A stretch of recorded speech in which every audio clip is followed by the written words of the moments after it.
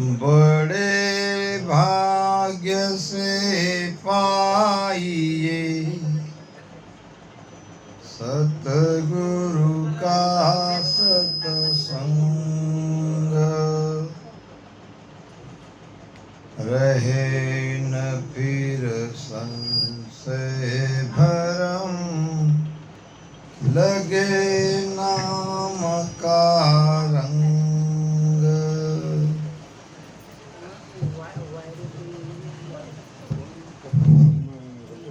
बड़े भाग्य से पाइए सतगुरु का सत्संग,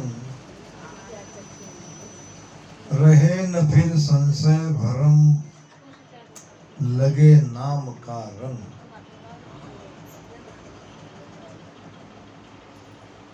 इस सत्संग का लाभ भाग्यवान को ही मिलता है। सबके भाग्य में सत्संग नहीं है। अब यहाँ इस परिवार में हम सत्संग के लिए आए हैं तो बड़भागी है। बड़भागी सो जीव शरण सद्गुरु की आवे। अब सत्संग में जो ज्ञान मिलता है वो ज्ञान से हमारा भ्रम दूर होता है, हमारा सारा संशय मिट जाता है। रहे न फिर संशय भरम और लगे नाम का रंग। और फिर सत्संग में रंग लगता है नाम का, क्योंकि सत्संग में नाम की महिमा होती है। रंग लागत लागत लागत है, भय भागत भागत भागत है। अनंत जन्म का सूता हंसा जागत जागत जागत है। ये अनंत जन्म का सोया हुआ हंस सत्संग से जागृत होता है। आइए प्रारंभ में हम परमात्मा की महिमा करेंगे। परमात्मा की हमारे ऊपर कितनी कृपा है, हमें उन्होंने क्या क्या नहीं दिया है, इसके बदले में हम उन्हें क्या दे पाते हैं। हम उनका सुमिरन तो कर सकते हैं, मगर ये अभागी मनुष्य परमात्मा को भूला बैठा है। तीरखा कुहर जल की ओरे, खुदिया सुअन देव। तीरखा कुहर जल की ओरे, खुदिया सुअन देव। सीको आंबर आसरो रे, तिरने को गुरुदेव। तिरका कुहर जल की ओरे, खुदिया कुअन देव। तिरका कुहर जल की ओरे, खुदिया कुअन देव। शस्त्र किया मारणे रे, ऋषा कुबख्तर डाल। शस्त्र किया मारणे रे, ऋषा कुबख्तर डाल। ढोल बनायो दात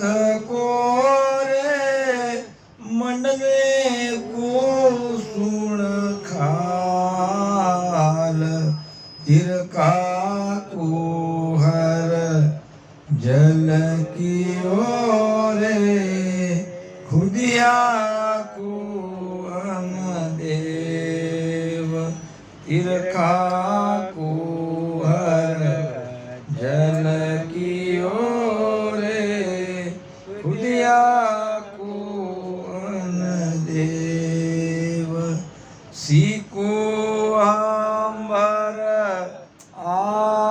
आसरो रे तिरने को गुरुदेव तिरका को हर जल की ओरे खुदिया कुहन देव रोग बनायर सोचियो रे औषध की विलार रोग बनायर सोचियो रे औषध की विलार भूलन भरम अज्ञान पेरे ज्ञान की तत्सार तिरका कुहर जल की ओरे खुदिया सुहन देव तिरका कुहर जल की ओरे खुदिया कुहन देव सीकु अंबर आसरो रे तिरने को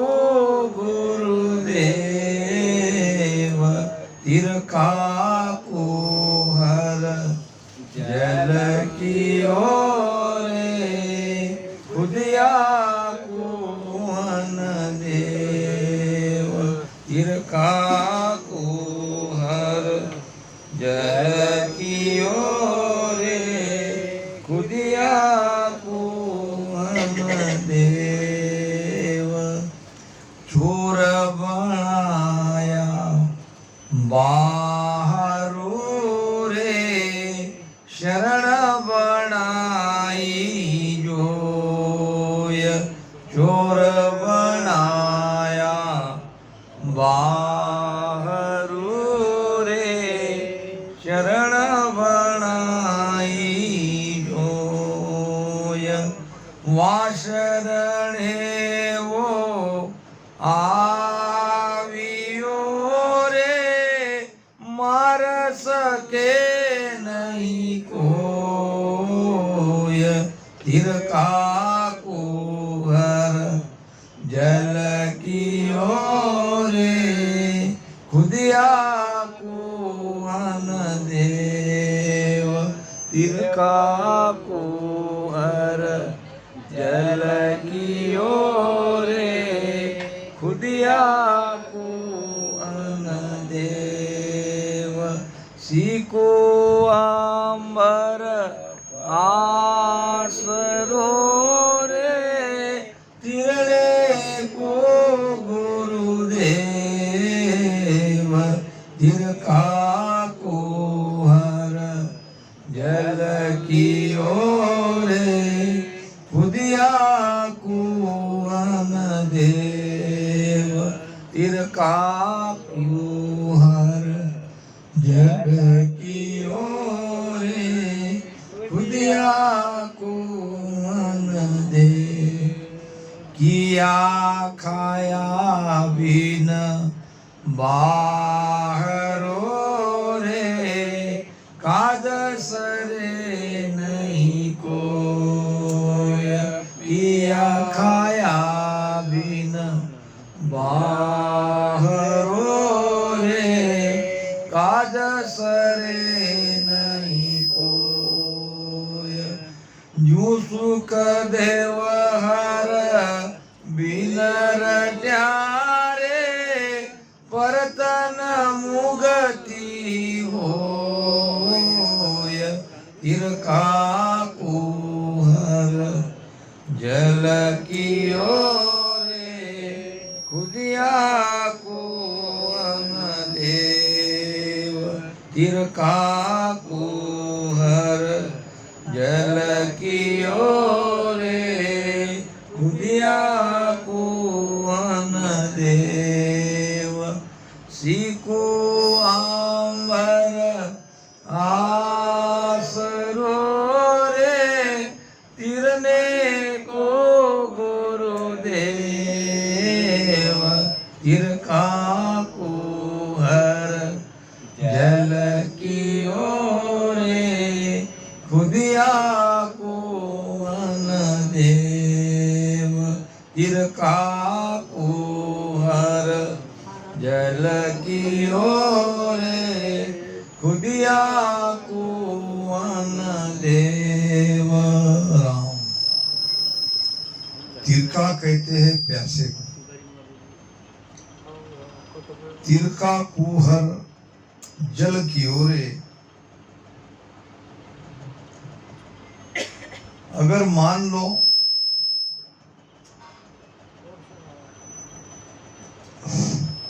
परमात्मा ने जल ही बनाया नहीं होता, पानी बनाया ही नहीं होता, तो हमारा क्या होता? तिरका कुहर जल की ओर। परमात्मा ने हमें प्यास दी तो प्यास बुझाने के लिए पानी भी बनाया। परमात्मा ने हमें भूख दी, खुदिया नाम भूख दी तो अन्न भी दिया। अगर मान लो केवल प्यास ही देते, भूख ही देते, अन्न पानी की व्यवस्था नहीं होती, तो हम क्या करते? क्या पैसे को खाते? पैसा कोई काम आता? जब पानी ही नहीं मिलेगा, तुम कितना भी धनवान होगे तो क्या होगा? एक राजा था और परमात्मा की भक्ति करी। राजा बड़ा लालची था, लोभी था। अब इतनी बड़ी पदवी होने पर अब राजा है तो राजा के पास तो पैसे की कोई कमी नहीं, मगर उसके अंदर और धन कमाने की चाहना थी। उसके लिए उसने परमात्मा की भक्ति करी। अब परमात्मा हो गए प्रसन्न, बोलो क्या चाहिए? अब भगवान तो यही पूछते हैं, तुम मेरा नाम ले रहे हो तो मांगो क्या होना, मैं तुम पे प्रसन्न हूं। राजा ने कहा, भगवान मैं जिसको छूं वो सोने का हो जाए। क्या पूछा? क्या मांगा? मैं जहां जहां भी हाथ लगाऊं वो सब सोने का हो जाए। आदमी जब लोभ लालच में कुछ सोचता है तो उसका दुष्परिणाम क्या होगा इसके बारे में नहीं सोचता है, एक तरफ की सोचता है। सोचना चाहिए दोनों तरफ की। भगवान ने कहा फिर से मांगो, तो भगवान मुझे यही वरदान दो कि मैं जहाँ जहाँ हाथ लगाऊं, जिस चीज को मैं छूऊं वो सोने की हो जाए। भगवान ने कहा तथास्तु। अब भगवान चले गए। अब इसने देखा चलो देखते हैं भगवान ने जो आशीर्वाद दिया है वो फलित होता है कि नहीं। बाजू में पत्थर पड़े थे, पत्थर को छुआ तो पत्थर उनका सोने का। धन्य हो, अब तो मैं इतना धनवान बनूंगा, इतना धनवान बनूंगा कि मेरे जैसा धनवान संसार में दूसरा कोई नहीं। अब आते ही हर वस्तु को छूता गया, सोने की बनती गई, छूता गया, सोने की बनती गई, छूता गया, सोने की बनती गई। देखा एक ही दिन में दोपहर तक इतना सारा सोना मेरे यानी इसका मालिक मैं हूँ, इतना सारा धन मेरा हुआ। अब दोपहर हो गई, दोपहर होने के बाद भूख लग गई। अब भूख लग गई तो थाली लगाई गई। अब थाली लगाई, इतने में उसकी एक बेटी थी, राजा को एक ही बेटी थी, और उसकी आदत थी कि अपने पिताजी के साथ भोजन करे। अब राजा वहाँ भोजन के लिए बैठते ही बेटी आ गई और उसके गोद में बैठ गई। अब ये राजा दूर से कर रहा था उसको, ना ना ना ना ना मेरे पास मत आ। मगर अब बेटी को क्या पता, वो थोड़ी मानने वाली है। बेटी राजा को छूते ही बेटी बन गई सोने की मूर्ति, हाल चाल सब बंद। अब इतने में भूख ज्यादा लगी। अब थाली लगी थी, थाली में का एक ग्रास उसने छुआ तो वो बन गया सोने का। अब भूख ज्यादा लगती थी तो मुंह में डाल दिया, मुंह में डाल दिया तो वो अंदर भी न जाए बाहर भी न निकले। अब न खाना हो रहा है, न भूख उसकी कम हुई। इधर बेटी मूर्ति बन के उसके गोद में बैठी थी। अब बेटी को उठाने रानी आई थी, रानी को उसने ऐसा मना कर दिया, वो के बोल भी नहीं सकता था। अब बड़ी चिंता हो गई, अब क्या करें। बड़ी मुश्किल से लड़की को बाजू किया। अब पछताने लगा कि ये मैंने क्या मांगा। अब दोबारा जाकर वापस भगवान की भक्ति करने लगा। भगवान आए, भगवान मुझ पर कृपा करो, जो मैंने वर मांगा था उसे वापस लो, मुझे नहीं चाहिए वर। अरे क्यों भाई, काफी सोना तुमने अभी तक तो हाथ लगा के कर लिया होगा, अब क्या वो छोड़ो, जो है मुझे संतोष है। मैंने गलती की, मैंने जो मांगना चाहिए था वो नहीं मांगा, लोभ लालच में। आज तो इतनी बड़ी इन्हें दुखद बात हो गई, मेरी बेटी सोने की मूर्ति बनी बैठी है, और ये जो मैंने अन्न का ग्रास खाया है वो सोना बन के बड़ी मुश्किल से मेरे पेट में है। अब इससे मुझे बचाओ, ये सारा मेरा वरदान वापस लो। भगवान ने कहा हंसते हंसते, ठीक है तथास्तु, जब आपकी इच्छा है। तो कहने का मतलब परमात्मा ने ये सारी चीजें हमें दी है। समय पे भोजन मिलता है, प्यास लगी तो पानी मिल जाता है, और जब रात में हम सोते हैं तो सोते ही हमको ठंडी में धुलाई है, ब्लैंकेट है, चादर है, सब कुछ तो हमारे लिए, हमारे सुख सुविधा के लिए बनाया है। और इससे भी बढ़िया और एक ज़्यादा चीज क्या बनाई महाराज ने, कि अगर हम हमारा उद्धार करना चाहते हैं तो सदगुरु को बनाया है, सदगुरु को भेजा है उद्धार करने के लिए, सदगुरु का शरणा दिया है। फिर भी हम परमात्मा का सुमिरन नहीं करते हैं। शस्त्र दिया मारने रे, रिक्शा को बख्तर ढाल। अब दोनों चीजें परमात्मा ने बनाई। परमात्मा ने शस्त्र बनाए, तलवार बनाए, खंजीर बनाए कि नहीं। अब शस्त्र भी दिया तो बचाने के लिए, बख्तर भी दिया, ढाल भी दिया, यानी रक्षा भी आप कर सकते हो, रक्षा के उपाय भी है और मारने के उपाय है। दोनों तरफ से भगवान ने आपकी व्यवस्था करी है।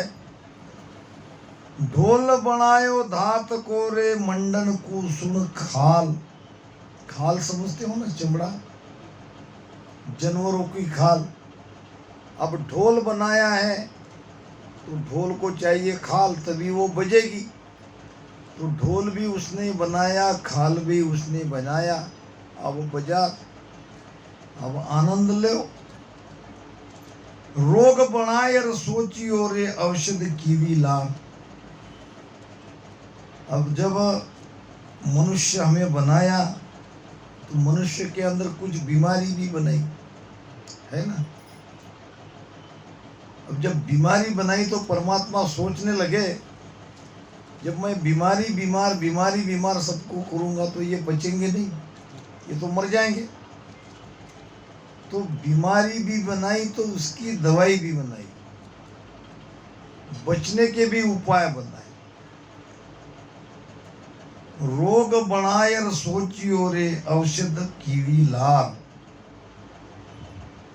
जितनी भी बीमारियां हैं उनकी सबकी दवाई है, और ये हमारी ही जड़ी बूटी में है, मगर हमें उसकी परख नहीं है। इसमें अमर जड़ी भी है, मगर अमर जड़ी की भी हमें परीक्षा नहीं है। जड़ी संजीवन लाता खूंदे, खोद कोई नहीं पावे रे। जड़ी संजीवन लाता खूंदे। हमारे पैर के नीचे ऐसी कई जड़ी, हम उसको पैर दे के आगे निकल जाते हैं, मगर हमें पता नहीं कौन सी जड़ी किस रोग के काम में आती है।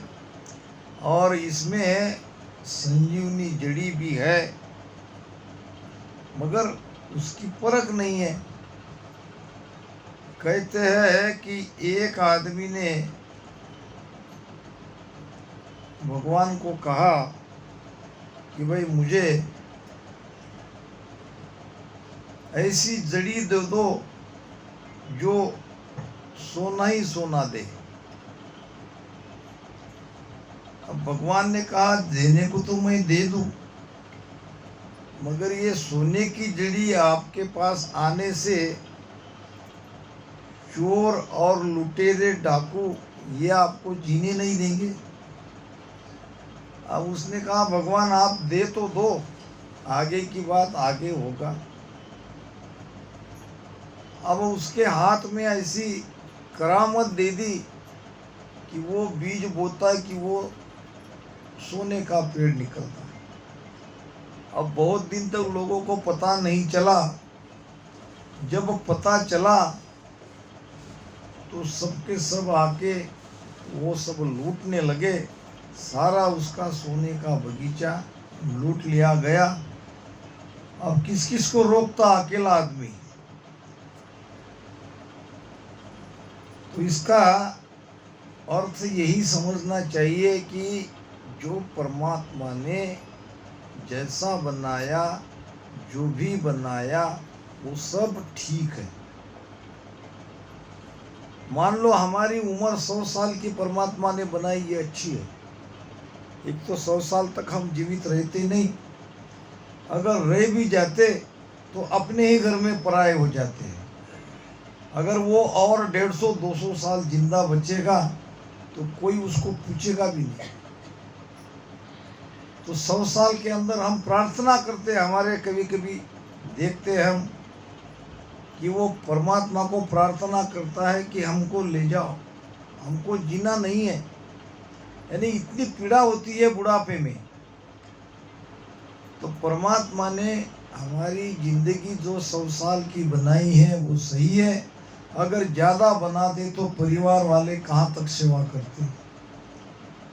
धीरे धीरे होता क्या है, जो अपना बेटा बेटी है उसके भी बेटा बेटी बन जाते हैं, उसके भी पोता पोती बन जाते हैं। वो अपने मोह में उलझ जाता है और इधर का उसका रिश्ता थोड़ा कम होता है। सबके साथ ये बात आई है। जीवन अच्छा कब तक है, जब बच्चे छोटे हैं, उनकी परवरिश करते हैं, उनको छोटे से बड़ा करते हैं, पढ़ाते हैं, सिखाते हैं, शादी करते हैं, तब तक ठीक है। धीरे धीरे बेटी अपने घर परिवार में लग जाती है, बेटा अपने परिवार में लग जाता है। धीरे धीरे हम हमारे घर में ही अकेले अकेले होते जाते हैं। साथ में पत्नी रही तो बड़ी अच्छी बात है। पत्नी की वास्तविक गरज बुढ़ापे में है, और वहाँ अगर वो अकेला हो जाता है या अकेली पत्नी रहती है तो उसको बड़ी पीड़ा होती है। तो इसके लिए परमात्मा का जो निर्णय है, जो नियम है, वो सब सही है। भूलन भरम अज्ञान मेरे ज्ञान कियो तत्सार। भरम और अज्ञान के कारण हम भूल जाते हैं। ये भरम अज्ञान के कारण ही तो हम परमात्मा को भूले हैं। अब याद करने के लिए ये ज्ञान दिया है। अब परमात्मा को जो हम भूले हैं उसको याद करने के लिए सत्संग है, ये ज्ञान है। मगर कोई सत्संग में आए तब, अगर सत्संग नहीं मिलती, इसीलिए तो सत्संग की महत्व है। सत्संग सबको नहीं मिलते हैं। तुलसी साहब कहते हैं, सुतदारा और लक्ष्मी पापी के घर हो, सतसंगत और हरि कथा तुलसी दुर्लभ जोय, तुलसी दुर्लभ जोय। सुतधारा और लक्ष्मी पापी के घर होए। आप देखते हो कि पापी भी बहुत अच्छा सुख चैन से रहता है, क्योंकि सुत नाम बेटा, दारा नाम पत्नी और लक्ष्मी नाम धन। पापी को भी आप देखोगे तो उसको बेटा है, पत्नी है, पर्याप्त मात्रा में धन है। फिर पापी में और हम में क्या फर्क? पापी में और हम में इतना फर्क है कि पापी को सत्संग नहीं मिलती है। पापी सुमिरन नहीं कर सकता है। कोई बिरला ही एकादा, वो भी वालिया के जैसा पापी दुर्लभ है संसार में। ऐसा उदाहरण, जो पापी था मगर उसका भाग्य जग गया, नारद जी गुरु मिले और राम नाम का सुमिरन किया, सारे पाप से वो मुक्त हो गए। ऐसे बिरले हैं, सबके भाग्य में ये नहीं है। हमारे भाग्य में सत्संग है, भजन सुमिरन है। अब देखो, वहाँ 3 दिन की सत्संग थी, फिर भी कल रात तक देर तक जागने के बाद भी हम यहाँ आ गए सत्संग के लिए। अब केवल मैं ही नहीं आया, आप लोग भी आ गए, तो कितना आनंद है।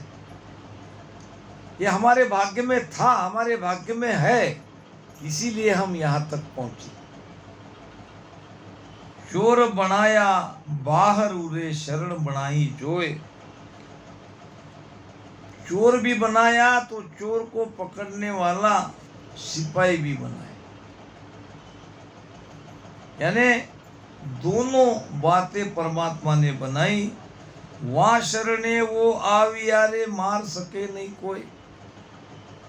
अब ऐसे चोर भी किसी संत के शरण में आ जाता है तो चोर अपना चोरी करना छोड़ दे। कहते कि घाटम दास एक चोर था, डाकू था, और रोज का उसका धंधा वही था, चोरी करना, लूटना, और लूट का माल कहीं छिपाना या अपने बिरादरी में बांट देना। चोरों की सारी बिरादरी थी, उनकी बस्ती चोरों की थी। अब एक दिन की बात है, चोरी करते करते निकला तो पीछे सिपाही उनके पीछे लग गए। अब सिपाही पीछे लग गए तो जाके एक मंदिर के पास में थोड़ी जगह थी, वहाँ जाके छुप गया। सिपाही नज़दीक नज़दीक आ रहे थे और वो अंदर गया। वहाँ एक संत थे। संत ने कहा, आओ भाई, कौन हो? तो उसने कहा, मैं एक चोर हूँ, डाकू हूँ। अब तुम चोर हो, डाकू हो, जो कुछ भी हो, तुम भगवान के शरण में आए हो, तुम मेरी शरण में आए हो, तो तुम्हें यहाँ चिंता करने की कोई आवश्यकता नहीं। उसने कहा, राजा के सिपाही मेरे पीछे पीछे आ रहे हैं, मुझे बचा लो। संत ने कहा, यहाँ तुम्हें कोई धोखा नहीं है, केवल एक बात का मुझे वचन दो, तुम मेरे शिष्य बन जाओ और नाम का सुमिरन करो। उसने कहा, महाराज मैं चोर हूँ, हमारी पूरी जाति बिरादरी चोरी करने की है, हम भजन भक्ति कैसे कर सकते हैं? उसने कहा, चोरी कोई बाधा नहीं है, केवल आपको झूठ नहीं बोलना है, सच बोलना है, और सच के सिवा कुछ बोलना नहीं है। चोरी आप भलाई करो। फिर उसने कहा, ठीक है महाराज, अगर सच बोलना है तो हम सच बोलेंगे, मगर हम चोरी करना नहीं छोड़ सकते। चोरी हमारा धंधा है, हम खाएंगे क्या, हम पिएंगे क्या? तो उसने कहा, ठीक है, तुम चोरी करो, मगर झूठ मत बोलो। अब गुरु तो बना लिया, और गुरु दक्षिणा में उसने वो धन गुरु जी को देना चाहा। उसने कहा, मुझे धन की कोई आवश्यकता नहीं है। फिर वो घाटम दास चला गया, और एक दिन दूसरे राजा की तिजोरी को फोड़ा, और तिजोरी को फोड़ के जब वो बाहर निकला तो सब जो रक्षक थे, सिपाही थे, दिन में उसने चोरी करी। जब ये जा रहा था तो पूछा, भाई तुम कौन हो? तो उसने कहा, मैं घाटम दास चोर हूँ। कहाँ जा रहे हो? तो चोरी करने। सभी को लगा कि ऐसा कोई चोर है जो दिन में चोरी करता है, ये कोई और होगा, ये राजा के कोई नज़दीक का होगा। सबने उसको जाने दिया कि ऐसा कोई कह सकता है कि मैं चोर हूँ। और जाके उसने तिजोरी खोल के धन लूट लिया, और घोड़े पे बैठ के चला। अब सब लोगों ने उसे घोड़े पे बैठ के जाते हुए देखा। फिर पीछे पीछे वहाँ के सिपाही आए कि अभी अभी एक घोड़े पे बैठ के जो गया वो दिखा क्या? तो हाँ, क्या हुआ? अरे वो तो सारा धन चुरा के ले गया, पकड़ो पकड़ो पकड़ो। उसके पीछे सब गए। कहते हैं कि लाल रंग के घोड़े पे वो बैठा था, और आगे जाके उसने, घोड़ा भी थक गया था, एक पेड़ के नीचे छांव में घोड़े को बांध दिया और स्वयं भी आराम करने लगा। सिपाही पीछे पीछे आए और उसको कहा, क्या तुम ही हो जिसने राजा की तिजोरी लूटी? उसने कहा, हाँ, क्योंकि वो तो सच बोलने की सौगंध खा चुका था। राजा की तिजोरी लूटी क्या? तो हाँ, मगर देखा तो जो घोड़ा था वो घोड़ा लाल घोड़ा नहीं था, घोड़ा हो गया काला। सिपाही कहने लगे, जो चोर था वो लाल घोड़े पे बैठ के गया है, ये तो काला घोड़ा है, ये चोर नहीं है। वो कितना भी कुछ क्यों न कहे, मगर ये वो चोर नहीं है। इस प्रकार सच बोलने से, गुरु की आज्ञा का पालन करने से घाटम दास बच गया। महाराज ने एक भजन में कहा है, घाटम को तब बार पहुँचा, घोड़े का रंग फिरिया, घोड़े का रंग फिरिया। घोड़े का रंग पलट गया। गुरु की कृपा कृपा हो गई, गुरु ने बचा लिया। आगे जब उसके मन में पश्चाताप आया कि आज गुरु ने मुझे बचा लिया, घोड़े का रंग ही उसने बदला डाला, चलो अब ये चोरी करना ही छोड़ दे। अब उसने सौगंध खाई और गुरु के शरण में चला गया। कहने लगा, गुरु महाराज आज से मैंने ये चोरी करना भी छोड़ दिया। तो कहने का मतलब संत के शरण में जाने पे लाभ तो होगा ही होगा। हमारे सारे अवगुण, हमारे सारे बुरे विचार, बुरे कार्य खत्म होते। वहाँ शरणे वो आविया रे, मार सके नहीं कोई, किया खाया बिन बाहर रे, काज सरे नहीं कोई। खाना पीना छोड़ के हम जी नहीं सकते, हमारा कोई काम पूरा नहीं हो सकता। हमको खाना पड़ेगा और कुछ करना पड़ेगा। भूख है, भूख ऐसी ही नहीं मिटती है। भूख मिटाने के लिए अन्न चाहिए, अन्न कमाने के लिए कुछ करना पड़ेगा। तो जगत में रहना है तो कुछ करना पड़ेगा, करने के बाद ही कुछ मिलेगा, नहीं तो ये पेट भी भरना मुश्किल है। जो सुखदेव हर बिना रटा रे, परतन मुक्ति होए। इसी प्रकार जब तक राम जी को रटन नहीं करोगे, आप मुक्त नहीं होगे, आपका मोक्ष नहीं होगा, आप बंधन से कभी मुक्त नहीं हो पाएंगे।